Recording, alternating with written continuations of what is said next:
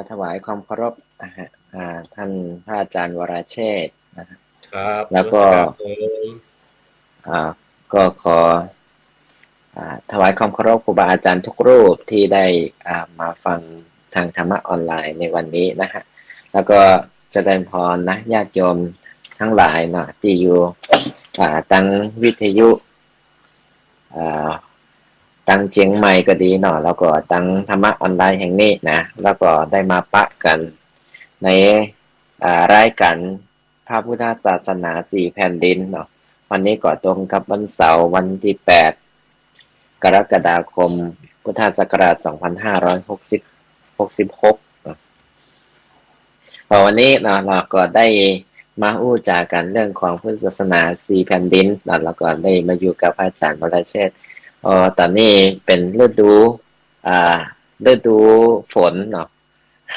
แล้วก็เปิ่นก็ไปเฮ็ดไปเนี่ยการเนี่ยเป็นเกี่ยวกับเศรษฐกิจพอเพียงอะครับอาจารย์นี่ข้างหลังครับนี่มีน้ำมีอะไรอย่างตัว ฉากหลังครับฉากหลังโอ้ ฉากหลังอันนี้ ครับอันนี้เมืองยองครับอาจารย์เมืองยองครับวัดอ๋ที่อ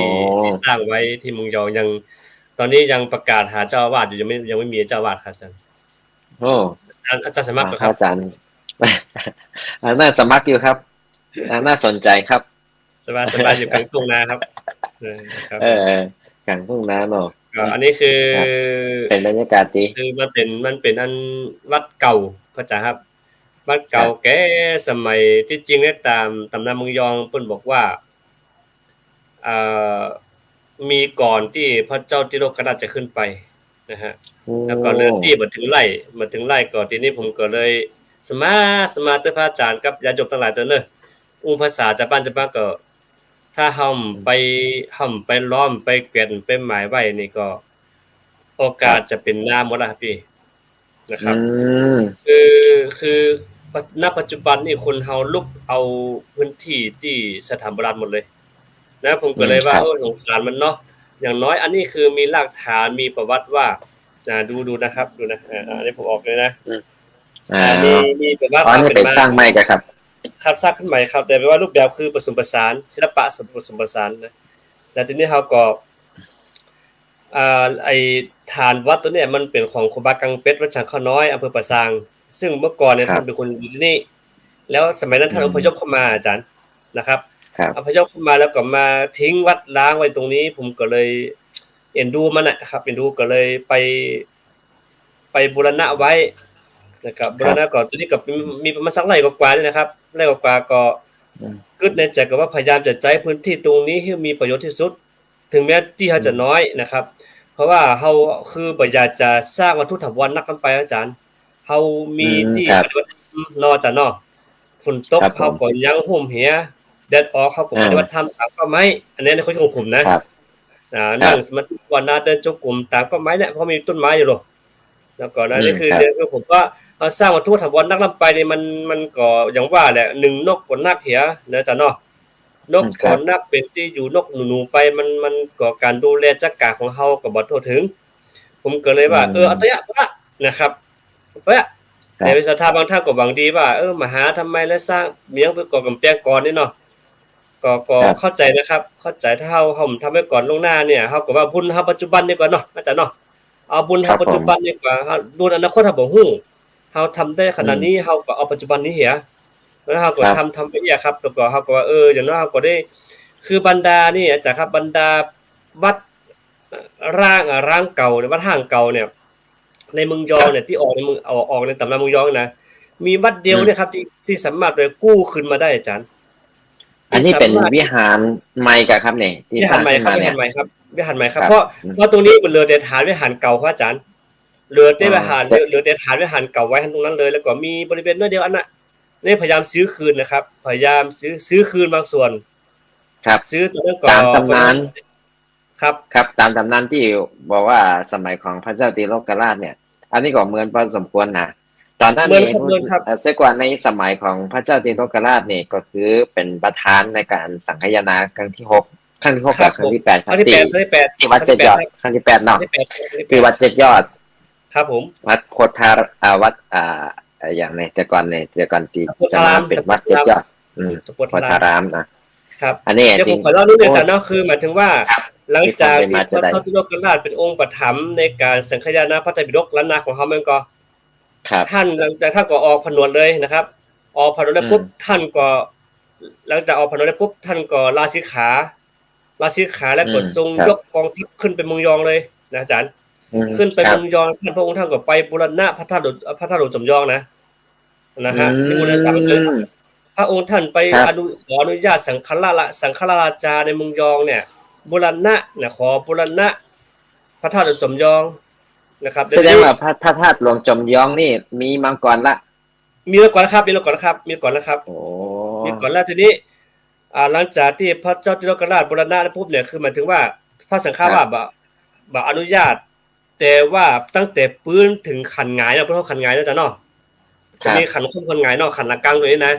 ตั้งแต่ปื้นถึงขันหงายน่ะเป็นฝีมือของเทวดาเพราะฉะนั้นพระเจ้าสังฆราชทั้งหลายก็เลยอนุญาตให้พระเจ้าติโลกราชเนี่ยบูรณะตั้งแต่ยอดถึงที่นั่นนะแต่เหลือแต่นั้นห้ามนะครับแล้วก็ทีนี้หลังจากที่พระองค์ท่านได้บูรณะเรียบร้อยปุ๊บก็มาทำหยาดน้ำเนาะบนห้องหยาดน้ำเนาะหยาดน้ำหมายตาลยกเอาค่าให้เจ้านาที่อยู่ใกล้บริเวณนั้นน่ะเป็นค่าพระธาตุหมดเลยเป็นค่าพระธาตุคือมันว่าคือไปดูแลพระธาตุบ้านยืดนี่ก็เหมือนกันครับบ้านยืดก็ดึงในค่าพระธาตุตัวพระอาจารย์นะครับเพราะฉะนั้นมันยืดมันมีก่อนอยู่แล้วมีก่อนพระเจ้าตุลกราชก่อนทีนี้พอไปหัดปุ๊บเนี่ยเฮาก็ว่าจะทำอย่างไรรักษาพื้นฐานโบราณสถานตรงนี้ไว้ครับก็เลยไปเอารั้วลวดหนามมาจากครับรั้วลวดหนามไปล้อมแบนไปเลยล้อมแบนไว้ก็ใช้เวลาพอสมควรก็คือหมายถึงว่าก็มันคือความเชื่อของคุณในพื้นที่เนี่ยลองวัดห้างเก่าเนี่ยเขาจะได้ต้องเขาจะเขากลัวครับกระแสนี่แห้งพอสมควรคือว่าเฮาไปมั้งนี่ก็ไปมั้งวัดไปนี่ก็คนเจ็บไข้คนหนาวคนป่วยก็ลงได้หมดนะครับเป็นเพราะไปม้างวัดเก่าไปรื้อวัดเก่าก็ทำให้เจ้าบ้านเจ้าจ้อมสบายเทวดาตักคนนั้นคนนี้ก็ทำให้คนบ้านสบายก็ต้องมาบวงสรวงต้องมาทำพิธีกรรมตรงนี้นะครับมันคือกระแสเนี่ยกระแสเก่ากระแสใหม่เนี่ยมันต่อสู้กันอยู่นะพระอาจารย์เนาะต่อสู้กันแต่เฮาก็อาศัยหลักธรรมเป็นหลักใช่มั้ยอาจารย์ถ้าเฮามีหลักธรรมกรรมฐานใจของเฮานี่เฮาปิวแล้วล่ะครับทั้งแม้แต่ครูบาอาจารย์ตายก็ยังต้นผมแสดงว่าตอนนั้นเนี่ยพุทธศาสนานี่เขาได้เข้ามาเมืองละเนาะก่อนที่จะมาว่าผีมันแห้งกว่าพระอาจารย์ที่ตั้งเชียงใหม่เนี่ยจะเข้ามาตั้งเมืองยองเนี่ยเปิ้นมาตั้งนี่กะตั้งฮิเล็กตั้งอย่างนี้แล้วก็เข้าไปกันทั้งนี้มันใกล้สุดกันหรือว่าไปลาวครับเข้าไปลาวก่อนท่านจะยกกองทัพไปเวียดนามไปลาวแล้วก็ถึงจะข้ามสันดอยไปหาพระธาตุจอมยองพระอาจารย์เพราะตรงนี้มันจะตรงกว่าถ้าสมมติไปตั้งเล็กปุ๊บเนี่ยมันจะไกลนะครับมันจะเดินทางเสียสายแม่น้ำโขงแม่น้ำของเขานะครับมันจะไปตรงนั้นเลยมันจะใกล้กว่าครับมันจะใกล้กว่าแล้วก็เดินทางก็ง่ายกว่านะครับดังนั้นคือเนี่ยตรงนี้คือว่าผมว่าเนี่ยพอถ้ามีโอกาสพระอาจารย์ไปนิมนต์เขาไปพักผ่อนก็ได้ครับเพราะว่าคือมันเสียดายตรงที่ว่าเราทำไมแล้วคนพี่น้องชาวยอของเฮาทำไมแล้วบ่เจ้ารักษาแล้ววัดอื่นๆบ่เหลือนะครับตอนนี้เป็นน้ำหมดแล้วพระอาจารย์เป็นน้ำหมดละวัดนี่นะเขาลุกเอาเป็นน้ำหมดละครับผมก็เลยบอกว่าเหลือที่เดียวเนี่ยที่กั้นกันไม่ได้ก็กลายเป็นวัดล้างวัดอย่างไปเนาะครับคือไม่ใช่ว่าวัดล้างเนี่ยกลายเป็นนาไปละ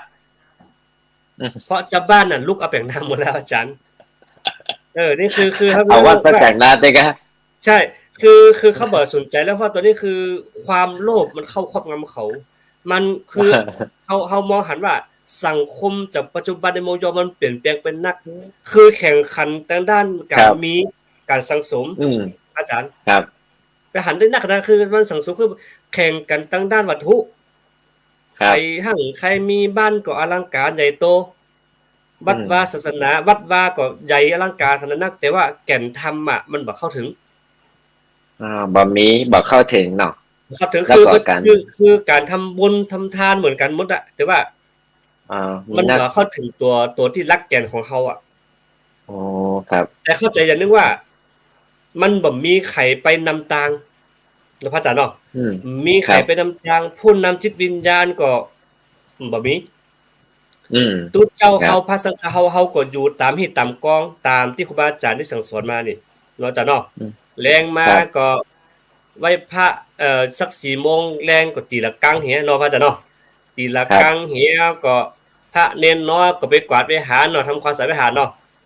อืมแล้วก็ต้องทำก็คือมันต้องทบทวนธรรมอะ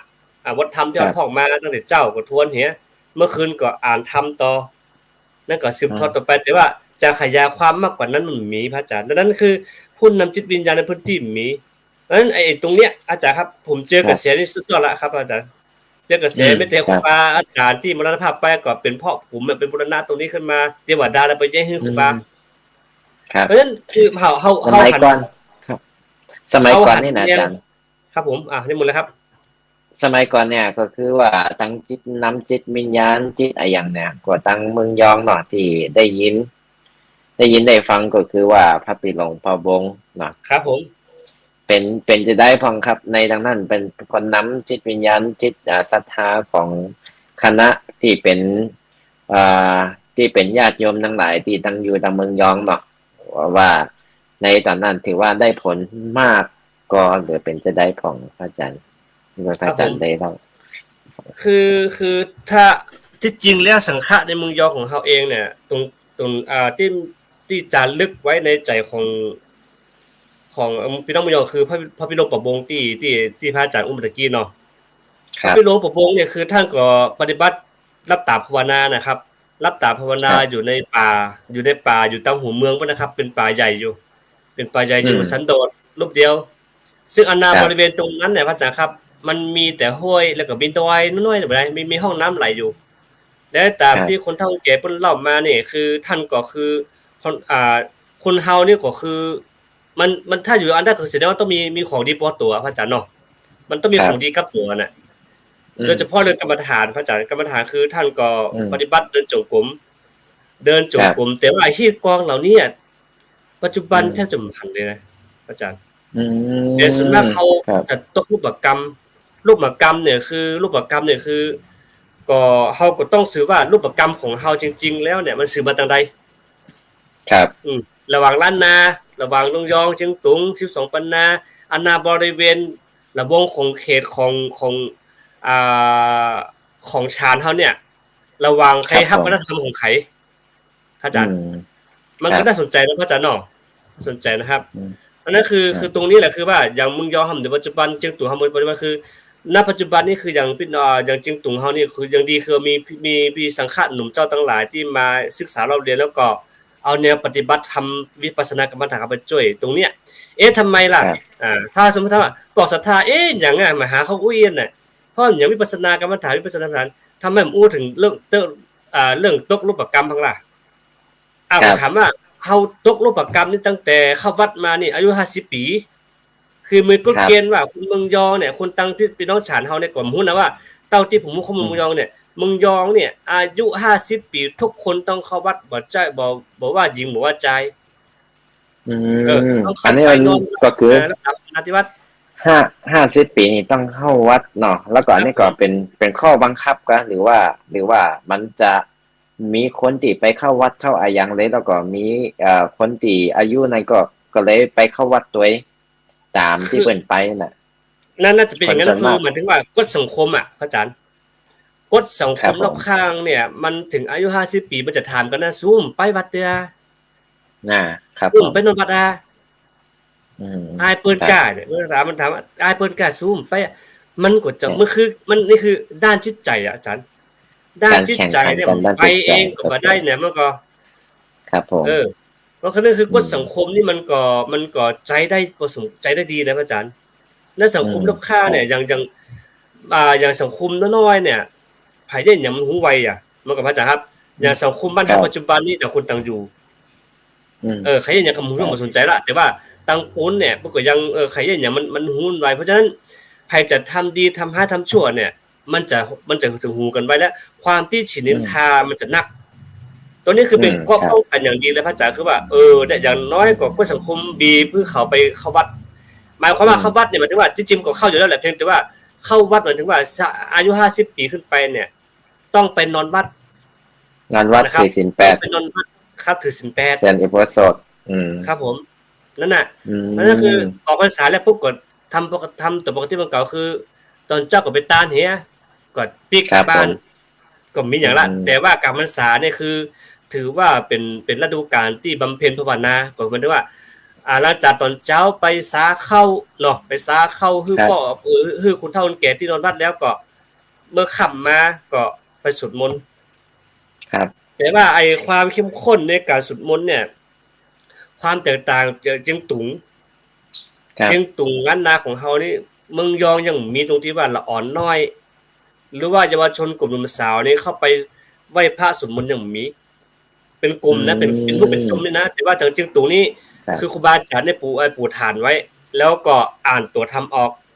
ในเมื่ออ่านคือครับในเมื่ออ่านตัวทำมาพูดให้เขาก็สามารถแปลงปั๊บมันก็แปลงปั๊บเป็นเล่มครับผมเอามาแล้วประสบพร้อมกัน แต่เมืองยองยังบ่มีตรงนี้อีกอย่างครับทำให้ถึงนั่นเลยคือว่าเขาจะอ่านหนังสือตัวทำมันบ่ออก มันก็อืยากพอสมควรมนะครับเพราะฉะนั้นผู้นำจิตวิญญาณที่จะมองปัญหาเนี่ยต้องมองตรงนี้ครับโดยเราพระอาจารย์เนาะ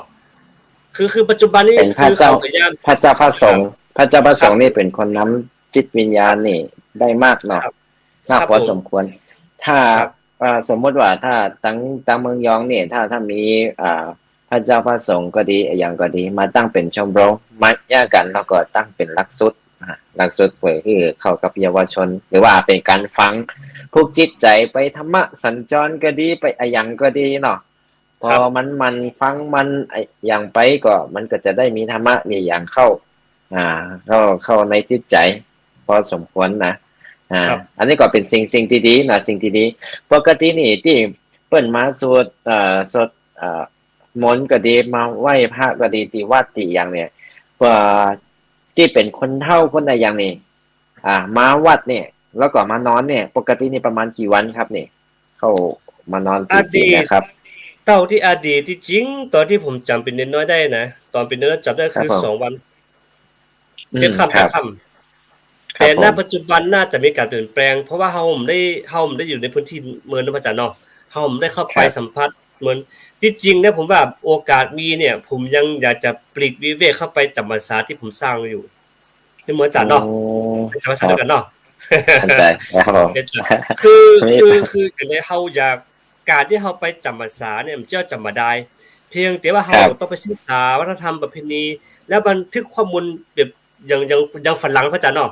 ฝรั่งครับผมเนี่ยเปิ้นเดินเต้นเปิ้นเนาะภาษาม่วนเต้นสันถีเนาะครับเต้นสันถีคือการจรไปตามภูมิภาคเนี่ยเพื่อก็บันทึกอืมทุกรายละเอียดว่าเหอืมตุการณ์แต่ละบ้านนี่เกิดขึ้นหยังแต่ว่านิสัยของคนเฮาปัจจุบันน่ะอย่างพี่น้อง ตังเฮาเนี่ยมันชอบบันทึกครับทั้งอืทั้งที่เหมตุการณ์เนี่ยเกิดขึ้นตัวเองทั้งนั้นเลยเป็นความทั้งนั้นแต่ก็บันทึกสุดท้ายก็ตายจากไปผมนี่พยาครับยามนะพระอาจารย์พยายามว่าอยากคือคนเฒ่าคนแก่ที่มีประสบการณ์เห็นเหตุหันเหตุการณ์บ้านเมืองที่เกิดขึ้นตั้งแต่เล็กจนโตเนี่ยขอเมตตาเขียนออกมาได้ก็เพิ่นก็อืมบ่เขียนครับทั้งที่ยอมนะยอมจ่ายนะอาจารย์เอาครับซื้อสมุดดินสอปากกาแล้วก็พร้อมแถมใส่ซองถวายต่างหากตันต่างหากนะเพิ่นก็บ่ครับเขียน เนี่ยนิสัยของอืมคนนิสัยตะวันตกกับตะวันออกเนี่ยมันต่างกันเสียเหลือเกินท่านผมครับนี่เสียดายครับเสียดายมากคือว่าเหตุการณ์เกิดขึ้นทุกอย่างเนี่ยป้อเขาฮู้หมดเข้าใจครับเนาะป้ออย่างอืมบัญยืนเนี่ยบัญยืนนี่มีคนครับฮู้หมดนะครับอาจารย์อืมว่าพูดต่อใครท่านเลยนะมาเขาใครมาเขาไหว้พระตอนไหนมีกี่คนคดพระตอนไหนเต้นแก้วมีตังใดแล้วพระเจ้าเฉินเจ้ที่อยู่ที่นี่เนี่ยทหารไตเอามาช่วงทหารไทยของเฮาน่ะเข้าไปเมืองยอนเอาจ้างต่างมาเนี่ยคุณถ้าเขาฮู้หอืมด มอ๋อแต่ผู้ผมอ๋อบันทึกคือผมอันนี้เป็นสิ่งที่สำคัญนะครับว่าครับคนที่ผู้เนาะผู้แล้วก็เก็บไว้ในตัวคนเดียวแล้วก็บอกได้สืบทอดบอกได้เขียนเป็นประวัติเป็นอะไรอย่างขึ้นมาเนี่ยพอมันเสียไปแล้วก็ตายไปเนี่ยเราก็มันก็หายร้ายใครครับผมก็บอกว่าเนาะก็อืมแต่คนที่เป็นลูกเป็นหลานได้ฟังมามันก็อาจจะสืบมาแต่ว่าคนก็ยังบ่เคยเห็นเนาะบ่เคยได้หันว่าเป็นจะได้ แต่ว่า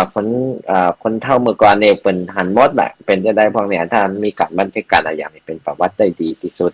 ครับเนี่ย ฮะ ผมเสียดายมาก ก็มีโยมท่านหนึ่งเป็นเกบ้านพระอาจารย์เป็นเกบ้านเป็นเสียนหลวงเลยนะเสียนหลวงคือหูมุดอ่ะเหตุการณ์มุดแต่ผมไปขอท่านเขียนสุดท้ายท่านก็ตายไปผมได้เขียนสักหน้านะครับ ครับ แล้วก็เอาสตางค์ปิ๊กมาคืนบอกผม ครับ ซึ่งผมว่าเสียดายมากพระอาจารย์คือตั้งแต่แปลงถนนเนาะพระอาจารย์เนาะแปลงถนนสายได้แล้วก็พัฒนาหมู่บ้านไปจะได้เนี่ยเหตุการณ์แต่ละบ้านแต่ละเมืองไปจะได้ท่านก็ไม่ได้บันทึกไว้ให้ผมเลยผมก็ช่วยกระตุ้นตลอดเวลาก็คือถ้าผมบันทึกไว้พระอาจารย์ครับแล้วไขความรู้เหล่านี้ความทุกข์ยากลำบากของรุ่นก่อนๆไปจะได้สุดท้ายลูกหลานปัจจุบันเนี่ยพระอาจารย์ครับเกิดขึ้นมาก็หันแต่สิ่งที่เจริญหูเจริญตา แต่ความเป็นมาของเฮาบ่รู้เรื่องพ่อแม่ของเฮาทุกข์ขนาดไหนสุดท้ายแล้วก็มันมาเอาความยากลำบากนั้นมันเป็นอุทาหรณ์ของเฮาสุดท้ายก็ไปเลยนะครับบอกว่าเหตุการณ์บ้านเมืองความสงบต่างๆนานาเนี่ยครับที่จริงแล้วคนบันทึกว่าโทรศัพท์เข้าเมืองยองกี่เครื่องเนาะพระอาจารย์เนาะแล้วก็มือถือมีเมื่อใดเมื่อก่อนนี่พระอาจารย์ครับเล่าไปย้อนหลังนะไฟฉายบ่ฮู้จักไฟฟ้าบ่ฮู้จักสบู่บ่ฮู้จักยาสีฟันบ่ฮู้จักผงซักผ้าบ่ฮู้จักสักอย่างอ่ะอาจารย์มันจะสักอย่างแล้วทีนี้มันพัฒนาไปอย่างใดอ่ะแล้วมันร่องรอยมันคือมันต้องมีคนบันทึกไว้แต่มีบันทึกสุดท้ายแล้วก็มันก็ล้มหายตาจากโลกนี้ไปแล้วมันเหลืออย่างสี่อย่างเลยว่าเฮาจะไปค้นคว้าตนไหนอย่างใดครับอันนี้ก็เป็นประวัติเนาะเป็นประวัติของต่างวัดต่างอย่างนี้ว่าถ้ามีการบันทึกมันก็จะเป็นสิ่งที่การเรียนรู้วัฒนธรรมต่างๆให้แก่ลูกหลานต่อไปถ้าเป็นวันศีลวันอย่างที่เปิ้นมาวัดเนี่ยแล้วก็มีการได้ปฏิบัติธรรมแล้วก็ได้ฟังธรรมก็ครับปกติที่แถวตามเมืองส่วนมากพระอาจารย์ครับคือธรรมเนียมพุทธของเฮานี่มันก็ยึดติดมันถึงว่าการปฏิบัติธรรมนี่คือมันสืบมาตั้งแต่เก่าเงานะพระอาจารย์เนาะเก่าเงาคือมันถึงว่าถ้าวันศีลก็มีก็คนเฒ่าคืออย่างที่ผมว่าคือตอนเช้าก็คือปากันไปสวดมนต์ที่วัดส่วนมากจะเป็นหล่อมยองเนาะครับว่าเมไตโยโอตาลาโลจาธัมโมนาโถเนี่ยคือคนเฒ่าไปสวดผมฟังแล้วขนลุกอ่ะคือมันเป็นทำนองที่แบบมันน่าจะเอาคนเฒ่ามื้อนี่นะโมโหนะเอาคนเฒ่าคนแก่ที่มีคนสวดเป็นทำนองเลยอัดเป็นมันเสียงแล้วบันทึกภาพไว้เป็นอย่างดีอันนี้อย่างนั้นคือเป็นทำนองที่ฟังแล้วไพเราะเพราะพิ้งฟังได้เข้าใจอาจารย์นั่นคือการทำคือว่าถ้าตะมือยองนี่ตังเมืองจะตัวคือส่วนมากก็จะปฏิบัติตามเดิมๆก็คือหมายถึงว่าลูกประกรรมแต่เมื่อก่อนนี่เพิ่นจะเอาผ้าขาวเขียนหัวนะหมายถึงว่าเวลานั่งสมาธิคือเฮาบ่มีมุ้งเนาะพระอาจารย์เนาะวิธีป้องกันยุงครับบ่มีมุ้งบ่มียากันยุงพระอาจารย์มียากันยุงมีหยังสักอย่างวิธีป้องกันแมงแมลงมารบกวนก็คือเอาผ้าขาวปันหัวแล้วตกลงไปข้างในเพิ่นเรียกว่าจะมีหม้อก่อนรู้จักหม้อก่อนครับหม้อก่อนคือหม้อหยาดน้ำอ่ะที่กรวดน้ำครับของไผของมันเลยครับแล้วก็จะมีก๊อกหมากคือหยังกระโถนครับก๊อกหมากคือทำเป็นตัวก๊อกหมากก๊อกก็คือเพิ่นเอาไม้ไผ่มาแปลงพันจ้ะครับแปลงของไปของมันด้วยชื่อเฮาบ่ฮู้เลยว่ากระโถนอย่างใดล่ะบ่ฮู้จักครับเอาฮู้แค่ก๊อกหมากครับนี่ว่าก็คือเป็นใส่หมากที่เป็นใส่หมากในการเคี้ยวหมากแล้วก็ใส่หมากนี่มัน1คุณเคี้ยวหมากเนาะพ่อจ๋าเนาะคุณเคี้ยวหมาก2เป็นที่ถุมคิดเตอะน้ำลายเพราะว่าคุณถ้าเมื่อก่อนได้เปิ้นว่าเหี่ยวใส่วัดเปิ้นบ่ขี้ใส่วัดเปิ้นบ่ถุมน้ำลายใส่วัดมาสุกกบเข้าวัดครับอันนี้นี่ห้ามเลยครับอาจารย์บ่ขี้บ่เหี่ยวใส่วัดเพราะนั้นตื่นมาก็เอากระถนก็เอาก๊อกหมากไปเททิ้งนอกวัดนะครับครับเป็นสิ่งที่รู้เพราะฉะนั้นคือทำในปัจจุบันมันก็เลยณปัจจุบันมันเปลี่ยนแปลงไปนักเลยเปลี่ยนเป็นนักก็ทำให้เฮามันหายไปหมดอะครับเพราะฉะนั้น คือรุ่นหลังของเฮามันเลยมันอย่างว่าเนี่ยคือวิวัฒนาการของเฮานี่มันหลายๆอย่างว่าคนเฮามันเริ่มเดินทางออกมากขึ้นครับครับแล้วก็ถ้าวัฒนธรรมต่างถิ่นไปได้คนเฒ่าคนแก่ก็ยังยึดติดเหมือนเดิมมันคือมันยึดติดคือว่าเปิ้นถือฮิตกองเก่าเหมือนเดิมถ้าย้อนไปเมื่อก่อนจริงๆคือว่าคนเฒ่าคนแก่คือโอ้โหมันการที่เปิ้นไปเนี่ยเปิ้นเคร่งครัดพระอาจารย์ครับเปิ้นเคร่งครัดเปิ้นแทบจะเปิ้นจะสิ่งใดที่จะเป็นอันตรายต่อตัวเก่าสิ่งใดที่จะเป็นมุนทินต่อตัวเก่าปุ๊บเปิ้นจะให้ไปนั่นเลยแม้แต่จะออกวัดก็ต้องกวาดลานวัดหมดเลยนะครับกวาดไปหากวาดหยังแล้วก็พกผ้าปิดบ้านลูกหลานก็ไปสาเข้าส่วนมากก็จะเป็นมื้อน้อยของกินตั้งเมืองเฮามื้อน้อยผักกาดต้มน้ำพริกเอาไปส่งแล้วก็คนเฒ่าก็ปั่นปอนพอหน้าฝนนี่มันจะมีผลไม้นักพระอาจารย์เนาะบักกุ๊กกะบักไฟกะอาหารปลานี่มันสุกหรอครับไปกินกุ๊กครับบักกุ๊กที่กินมันจะหอมเนี่ยคือคนเฒ่ามันถึงมากๆคือเฮาเป็นเฮาในฐานะเป็นหลอนน้อยแล้วเป็นเด็กน้อยเป็นขยมเนี่ยเฮาสามารถเฮากับอุปสรรคจะมาคือไปกินที่ซากคนเฒ่าล่ะครับผมคือคนเฒ่ากินมื้อเที่ยงเนาะเฮาก็ไปขอกินไปหยังคนเฒ่าก็ใจดีโลดแล้วก็โอกาสกรรมศาสตร์ด้วยจ้ะครับโอกาสกรรมศาสตร์โอกาสเรียนคาถาด้วยโอกาสเรียนธรรมเพราะหยังเพราะคนเฒ่าไปวัดเพิ่นเฮาจะไปบีบเพิ่นก็ไปบีบเป็นโน่นไปพันไปย่างเพิ่นจะปั่นคาถาเฮาหรออ๋อคาถาคำสอนเนาะคาถาคือส่วนมากนี่คุณถ้าสังคมพระอาจารย์ต้องเขาจะสังคมคนเฒ่าเมื่อก่อนเปิ้นบ่มีหยังป้องกันตัวแต่มีคาถาป้องกันตัวฟ้อนเจิงกะฟ้อนดาบกะเพิ่นจะเน็บมีดไอ้ข้างกายโลกเปิ้นป้องกันตัวเก่าครับเวลาแต้มเข้าอ่ะอ๋อครับแล้วก็จะมีการสอนกำกับนะว่าจะเนาะสอนกำกับตามบ้านตามจองที่เป็นครูเก้าครูเงาเพิ่นจะมีมันก็จะมีเป็นบ้านๆไปพระอาจารย์นั้นฤดูกาลเข้าพรรษาเนี่ยเป็นฤดูกาลที่ทุกคนปลูกนาแล้วเนี่ยอย่างเงี้ยนาเขียวอ่ะมันเป็นได้พระอาจารย์ครับมันเตียวตางจากลำบากลงรถก็มีนี่พระอาจารย์ครับรถมันจะเหมือนปัจจุบันพระอาจารย์ผมเคยหันรถครับเกิดมาน่ะตอนเมื่อก่อนนะครับเคยหันเลยฟังก็เสียงบุญๆแล้วน่ะนะครับนั้นเวลาเครื่องบินไปหันเครื่องบินมาปุ๊บต้องวิ่งไปดูนะครับมีรถ4ขาเนาะแล้วก็มีเขาตัวมีควายมีล้องัวแหกอาจารย์มีล้องัวจะไปไหนก็ล้องัวเหียนะครับลากเข้าก็ล้องัวเหียนะครับว่าไปบ้านใต้บ้านเดียวก็เตียวเอานะครับเตียวเอาไปกินสลากก็เตียวเอานะครับเตียวเอาก็ถึงว่าเข้าก็กำลังดีกำลังงามกำลังประเลิศกันเนาะประเลิศไอ้ประเลิศตามคณะนะครับกันเตียวมันเ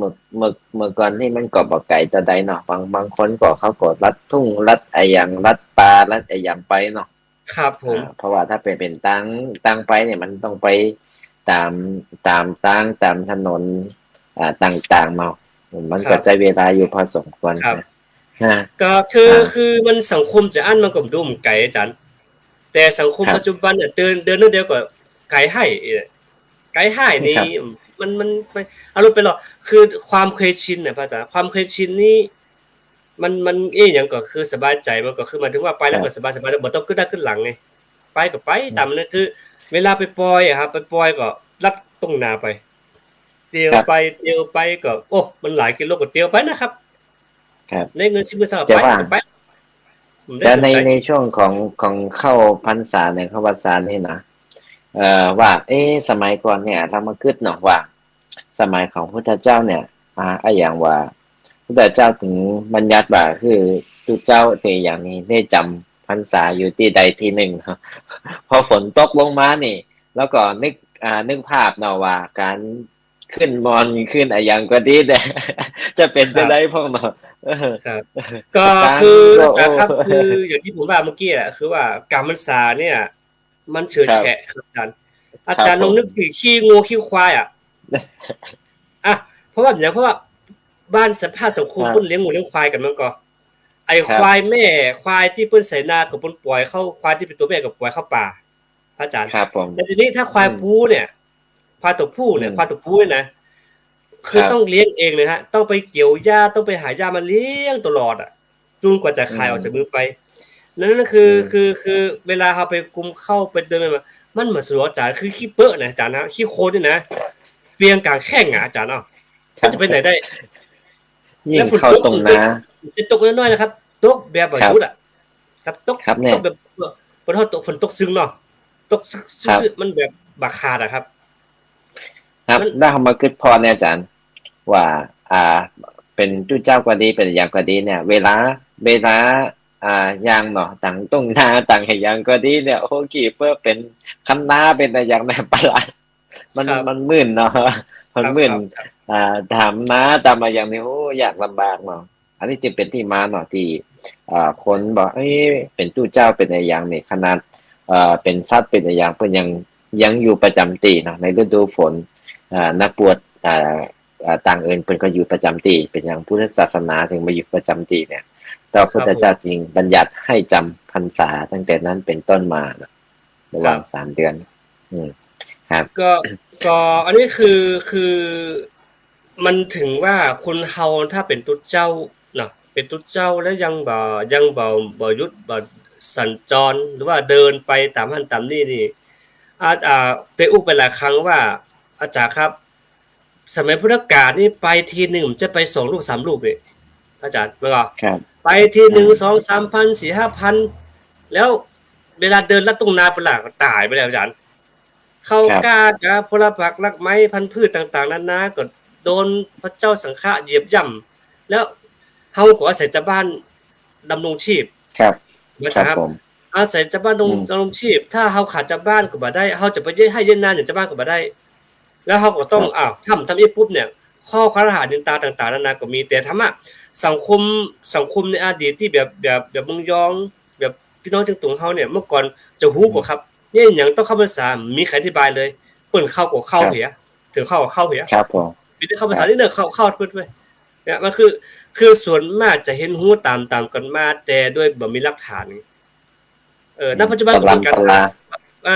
ำมาคือว่าแต่ณปัจจุบันนี้ก็คือสังคมเฮาเปลี่ยนไปมากขึ้นคือหมายถึงว่ามีพระหนุ่มน้อยมีสื่อสารที่มันสามารถเห็นฮู้ได้ไวเนาะ ครับ ว่ามันก็ง่ายต่อการศึกษาง่ายต่อการบ่จำเป็นต้องเดินทางนะครับ รักแล้วก็แคม นิยมพูดว่าพูดภาษาหยังเนี่ยอาจารย์เพียรอธิบายเด้อ โยมก็ฟังไหมนะอาจจะฟังออกบ้างไม่ออกบ้างก็ขออภัยนะเพราะว่าตรงนี้พระครูโสพลบริยัติท่านบอกว่าให้สื่อสารเป็นภาษาเหนือเป็นภาษาเมืองเนาะแล้วก็ภาษา อันนี้ ที่ คือ แผ่นดินอะไรอ เสีย ย่าง ง ใน นี้ ฟิล์มต้องหมายถึงว่ารายการพุทธศาสนาสีแผ่นดินเนี่ยคือส่วนมากจะพูดกันภาษาเป็นในฟิล์มก็คือภาษาเหนือภาษายอง ภาษาขืนหรือไตของเฮาลาวเวียดนามเป็นน้องก็แล้วแต่อันนี้ก็ต้องทำความเข้าใจกับญาติโยมนิดนึงเนาะญาติโยมทั้งหลายที่FC ของอาจารย์มหาพีนะฮะเนาะอาจารย์มหาพีที่ติดตามอยู่ก็เมื่อกี้มีโยมบอกว่ามีโยมศิริรัตน์ใช่ไหมศิริรัตน์บอกว่าอัปเดตรายการหน่อยค่ะมีวันไหนบ้างคะรายการนี่คืออันนี้อาจารย์มหาพีที่จริงแล้วปกติอาจารย์ไม่ได้จัดวันเสาร์แต่เนื่องจากว่าอาจารย์พระครูปริยัติโสพลเนี่ยไปเข้ากรรมฐานก็เลยรบกวนอาจารย์มหาพีมาจัดหน่อยเรื่องวันเฉพาะวันเสาร์ตราบจนกว่าพระอาจารย์พระครูโสพลจะออกกรรมฐานมาก่อนจะกลับเข้าสู่ภาคปกติซึ่งปกตินี่วันศุกร์เสาร์อาทิตย์เนี่ยพระครูโสพลจะดำเนินการทั้งหมดคือวันศุกร์นี่ก็คือรายการสังฆพัฒนาเพื่อประชาชนวันเสาร์ก็จะมีรายการพุทธศาสนาสีแผ่นดินลุ่มน้ำโขงของเราแล้วก็วันอาทิตย์ก็คือรายการเห็นธรรมเห็นเราซึ่งพระครูโสพลจะเมตตามาจัดรายการ3 วันติดต่อกันดังนั้นก็ต้องขออภัยญาติโยมที่ติดตามที่เป็น FC ของอาจารย์มหาพีที่อยู่ๆก่อนรายการได้โผล่ขึ้นมาในเพจของอาจารย์มหาพีก็ต้องขออภัยด้วยเพราะว่าอาจารย์โยมอาจจะสับสนนิดนึงดังนั้นก็ต้องขออภัยเนาะก็คือตอนนี้เราก็คุยภาษาเหนือนะครับเนาะเพราะครับเพราะว่าต้องเข้าในทางวิทยุนะทางวัดอะไรนะวัดผาหินใช่ไหมจังหวัดเชียงใหม่เพราะว่าคนที่ฟังก็จะเป็นคนเหนือเนาะ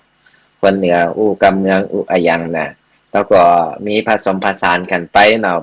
บางเตือก็อาจจะไปเป็นภาษาอื่นภาษาอย่างนี้นะก็ขออภัยนะ แต่ว่าตอนนี้ที่เป็นรายการเป็นอย่างที่นั่นนี่ยังบ่มีนะเพราะว่าตอนนี้ได้มาจัดแทนอาจารย์พระครูโสพลน่าจะพระอาจารย์พระครูโสพลน่าจะออกประมาณอ่านี่กะประมาณสัปดาห์หน้าน่าจะนี่เนาะ2222เนาะน่าจะ22อ๋อกรกครับฎาคมนี่แหละครับก็แถมอาทิตย์หครับผมนึ่งนะฮะอาทิตย์หนึ่งแต่ครับช่วงนี้ก็ญาติโยมทั้งหลายเนาะญาติโยมทั้งหลายที่ฟังอยู่ตั้งรายการนี้ก็ดีก็คือช่วงนี้เราญาติโยมก็มีฤดูกาลการทำบุญด้วยการถวายเทียนเนาะรูปครับแบบก็คือมีการเปลี่ยนแปลงไปคือมันถึงว่ามีการอืมถวายหลอดไฟแตนนะพระอาจารย์เนาะมีการครับผมถวายหลอดไฟแตนคือซึ่งพรุ่งนี้ผมเองก็จะขึ้นไปอำเภอกะระยานิวัฒนาอืเพื่อมจะเอาครับเอาทายาทำทายทานแล้วก็หลอดไฟแล้วเทียนบ้างครับอะไรบ้างเทียนบ้างก็เอาไปถวายที่อำนวยความสะดวกให้ทุกเจ้าเขาที่อยู่บนดอยซึ่งก็เป็นสาครับธมิกเดียวกันนั่นแหละดังนั้นก็ช่วงนี้ก็อยู่ระหว่างการที่เราเราทำบุญถวายเตียนครับนะพระอาจารย์เนาะครับเหมือนผมว่าตอนนี้ก็จัดอันนี้อยู่ครับก็คือว่าจัดพระที่จะไปถวายที่เชียงตุงนะก็จัดรออยู่นะก็เมื่อไรครับอาจารย์ครับญาติโยมพระอาจารย์ตอนนี้เพิ่งไปรอเสร็จครับอาจารย์ทำที่นครอ๋อปฐมแต่ก็คือรอขัดรออะไรให้เรียบร้อยนะเพราะว่าองค์ราคานี้หลักของพระพุทธรูปเนี่ยประมาณแสนกเอาว่าบาเอาเอาทนะรวมฐานรวมเอาทั้งหมด บทภาพปางอะไรครับอาจารย์ผ้าปางนี้เป็นปางของพิชิตมารนะพิชิตมารอ่าซึ่งพิชิตมารที่เป็นปางโดยเฉพาะนะที่นั่งสมาธิแล้วก็สามารถที่จะพิชิตมารพิชิตสิ่งชั่วร้ายต่างๆทั้งหลายเนี่ยทั้งปวงซึ่งเป็นปางพิเศษนะพิเศษโดยครับเฉพาะก็เลยจะไปประดิษฐานอยู่ที่เชียงตุงนะญาติโยมท่านใดที่อยากจะร่วมบุญก็สามารถที่จะทักมาที่อาตมาได้นะแล้วก็อืมอีกโครงการหนึ่งอาตมาที่จะนั่นขึ้นมาก็คือว่ายาก็คือว่าจะอ่านำยาไปถวายไปแจกเนาะยาพารายาอะไรประมาณครับนี้ผมครับนะก็ดีมากครับอาจารย์ครับใช่ก็จะไปแจกคนเฒ่าคนอะไรอย่างที่เนาะที่ตั้งปุ้นตั้งเจงตุงก็ดีตั้งใดก็ดีที่เป็นขอมานะขอมาตอนนี้ก็มีประมาณ70-80หลังคาเรือนเนาะที่เป็นแต่เป็นคนเฒ่าเป็นอะไรอย่างเนี้ยก็เลยว่าจะจะหาซื้อไปเนาะไปถวายที่เป็นยาพารานี่นะเพราะว่ามันจำเป็นในที่เขามานอนวัดก็ดีมาทำบุญก็ดีอย่างเนี้ยครับก็จะได้ว่าญาติโยมท่านใดที่อยากจะร่วมบุญเนาะเป็นการถวายยาเนี่ยอโลคยาปรมาราภาเนาะถือว่าก็ดีครับอาจารย์ครับก็คือครับที่บอกคือนี้โลกนี้คนเรานี่เป็นลาภอย่างยิ่งครับครับครับผมคือคนเรามันหนีไม่พ้นหรอกครับเรื่องนี้พ้นหรอกเรื่องโรคภัยไข้เจ็บเนาะอย่างน้อยคือครับผมคนเราถ้ามีเมตตาธรรมต่อเพื่อนมนุษย์ร่วมโลกด้วยกันก็จะอยู่กันลำบากดังนั้นเราก็ในเมื่อมีโอกาสเราก็ก็ร่วมกันทำไปคนเล็กคนน้อยไม่จำเป็นต้องเยอะเพียงแต่ว่าคนเล็กคนน้อยก็บริจาคกันไปนะครับใครมีศรัทธาอย่างนั้นก็ทำกันไปถึงนั้นตามกำลังศรัทธาของเราเนาะทีนี้คือมีคนบอกว่าอาจารย์ภาษาเหนือไทยขืนไทยลื้อไทยใหญ่ภาษาจะคล้ายๆกันรักเง่ามาที่เดียวกันครับฟังรู้เรื่องครับครับพระอาจารย์ชอบฟังพระอาจารย์ครับครับสาธุครับที่ติดตามให้กำลังใจแล้วเมตตาอาจารย์พีตอบสักนิดนึงนะเมื่อกี้โยมถามว่าอันนี้ตรงนี้ไม่รู้จะอาจารย์ตอบได้ไหมใช่ครับทำหน่อยนะครับมีหลานสาวเห็นดวงตาของโยมเหมือนตางูโยมไม่เข้าใจว่าเป็นแบบอืมนี้ได้อย่างไรครับอืสาธุมอาจารย์เมตตาตอบนะครับ เห็นเห็นตาโยมเป็นตางูเหรอโยม เป็นไปได้อย่างไรเนาะอันนี้ก็อ่าบางครั้งเนาะบางครั้งสิ่งที่เราคิดว่ามันเป็นไปไม่ได้มันก็อาจจะเป็นไปได้สำหรับางคนก็มีอ่ามีทรงมีอะไรนะมีผีมีอะไรเข้ามาแต่บางคนก็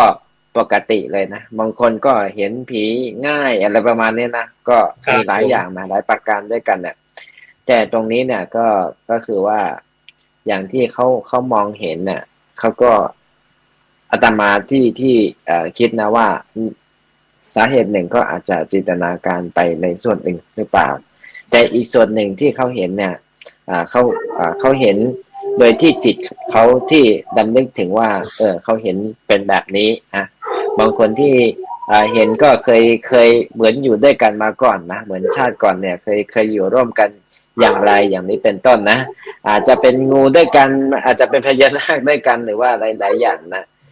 ด้วยกันก็สิ่งเหล่านี้มันก็เป็นสิ่งที่ปกตินะปกติที่คนเห็นแต่บางคนก็อาจจะจินตนาการไปก็ได้มีหลายสาเหตุด้วยกันมีหลายสาเหตุด้วยกันแต่อันนี้เป็นสิ่งที่ไม่สำคัญนะสิ่งที่สำคัญก็คือว่าเป็นสิ่งที่เราได้ผูกพันกันมานะจึงได้มาอยู่ร่วมกันแต่ชาติปางก่อนอาจจะเป็นอะไรก็มาไม่รู้แหละไม่ทราบเลยนะฮะแต่ว่าชาตินี้ได้มาอยู่ร่วมกันก็ถือว่าเป็นบุญจัดสรรได้มาอยู่ร่วมกันก็เพราะฉะนั้นสิ่งที่สำคัญก็คือทำบุญให้มากๆแล้วก็นั่งสมาธิภาวนาอุทิศส่วนบุญกุศลให้กับครับพอดีมีโยมขอเลขบัญชีอาจารย์ด้วยนะครับโยมชันพิสุทธิ์ใช่ไหมขอมาทำบุญสัตว์ทุกคำเนอะเลขบัญชีก็นี่คือรายการพุทธศาสนา10 แผ่นดินพระอาจารย์เนาะก็คือส่วนมากจะเป็นเสียงพื้นที่ของเราญาติโยมบางทีก็อาจจะมีโยมบางท่านก็เมื่อก่อนฟังไม่รู้เรื่องตอนนี้ก็เริ่มเข้าใจละนะครับแล้วก็มีโยมบอกว่าจัดคู่ดีนะฟังม่วนเนี่ยก็สาธุที่ติดตามเนาะดังนั้นคือเรามาถึงว่าฤดูกาลพรรษานี้ก็ส่วนมากก็จะมีกิจกรรมมากมายมีกิจกรรมนักก็คือ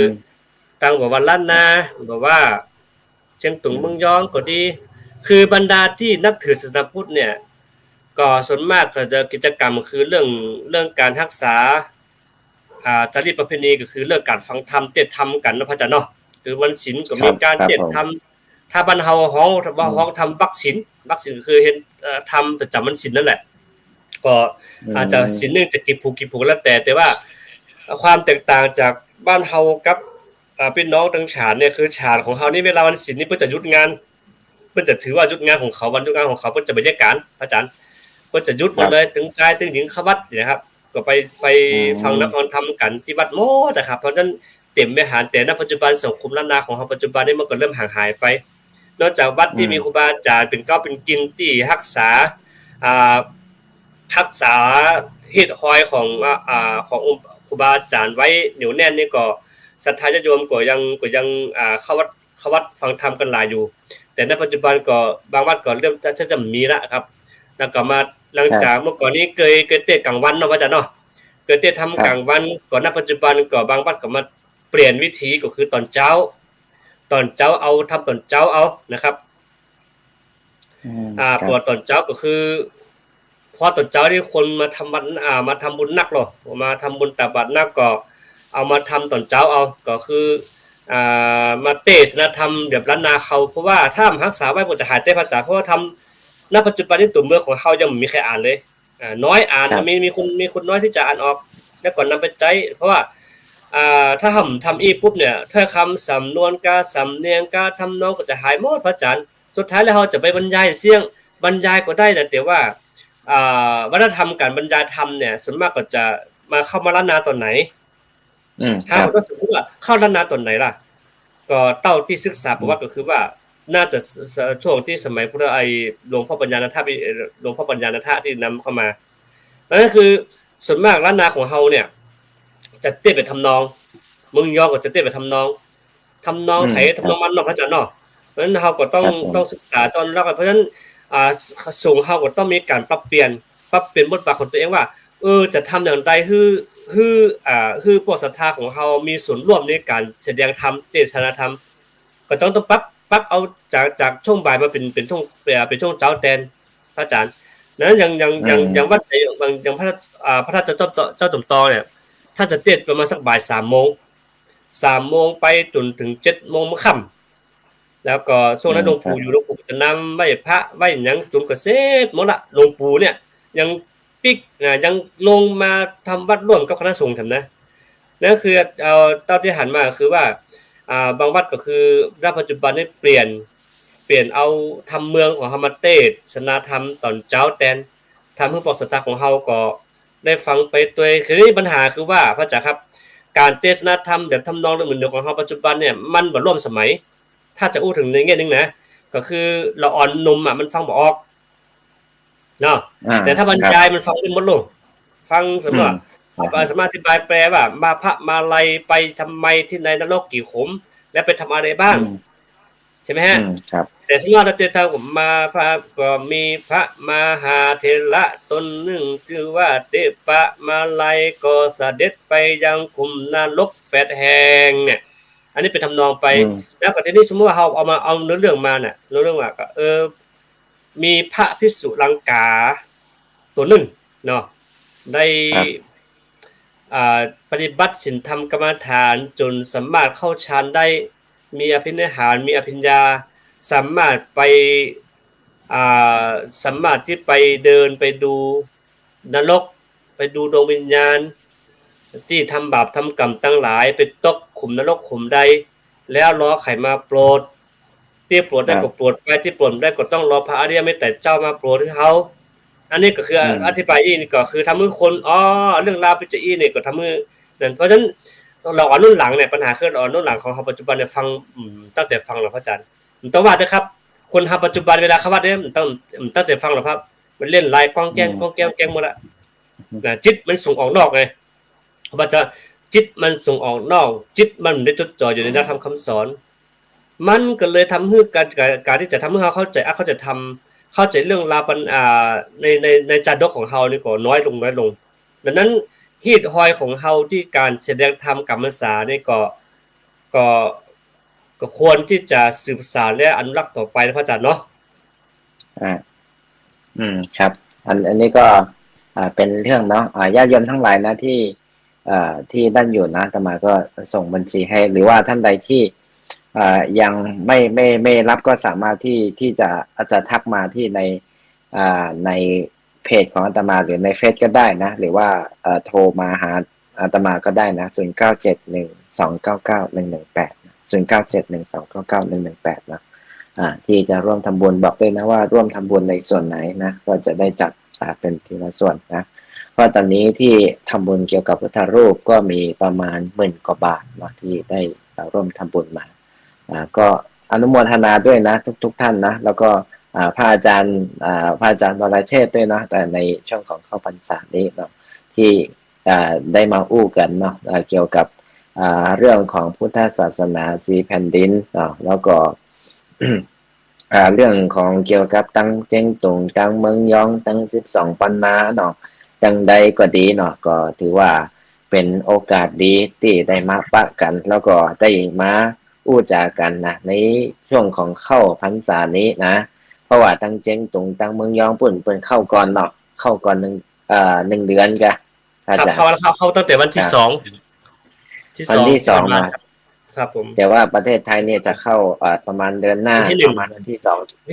อนกันที่2สิงหาคมวันที่2ครับ1 เดือนเนาะ1 เดือนที่ผ่านไปก็อาตมาก็มีความคิดว่า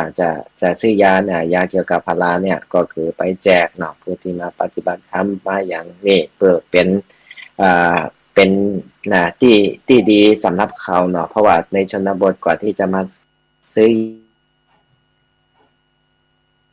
สัญญาณหายไปแล้วก็มันจำเป็นสำหรับท่านเนาะถือว่าได้มาเท่า